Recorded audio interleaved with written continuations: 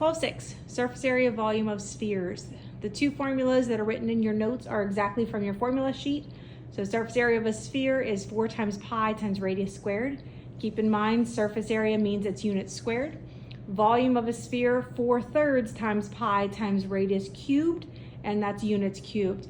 I will show you some hints on how to deal with that fraction. Hemisphere is exactly half a sphere. So imagine taking a sphere and cutting it exactly in half, which would be half of one of your formulas. Exact surface area or volume will have pi in your answer. The first problem asks you to find the exact surface area and volume. We're gonna look at surface area first. So if you look at our sphere, the radius of the sphere is 8. Remember, diameter goes all the way across, radius is halfway across. So using our formula, exactly from the formula sheet, always start by writing your formula, 4 times pi times the radius squared. So from the first step to the second step, I took the r out and plugged in 8. So since we're doing exact, the only thing I did was 8 squared times 4, which gives me 256. Notice that pi is still there. So to make this an exact surface area, it's 256 pi inches squared. For volume, again, we're starting off with our formula. Notice how I wrote my formula. Instead of 4/3, I wrote 4 in the numerator position and 3 in the denominator position. So this is my formula. The only thing we need to plug in is 8. So I took r out and plugged in 8. If you notice, everything else is the same from step 1 to step 2. The next thing I did was 8 cubed. Be careful, that's different than a lot of other formulas. Don't put a 2 in there by accident.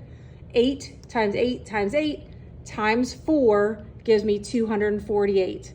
So I simplified by cubing 8 and multiplying by 4 and got 248 pi on the numerator and 3 in the denominator. Now I tested this out and said 2048 divided by 3, and it ended up giving me a decimal. Because I'm asked for exact, I don't want to do any rounding. So I left this as a reduced fraction. 2048 over 3 pi inches cubed. I should have inches cubed right after that. So again, when you're asked for exact, there should be no rounding. The next problem asks you to work backwards.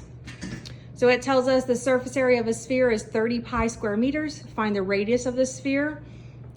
So always start by writing your formula first. Surface area is given to you as 4 pi r squared. We took out the surface area and plugged in 30 pi. On the right-hand side, I didn't change anything. My first step is what I did here.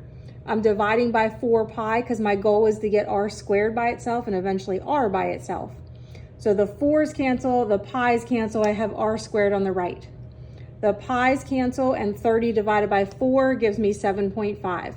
At this point, I need to square root both sides to get the r by itself. And when I do that, I get 2.7 as my radius, or 2.7 meters. One last example.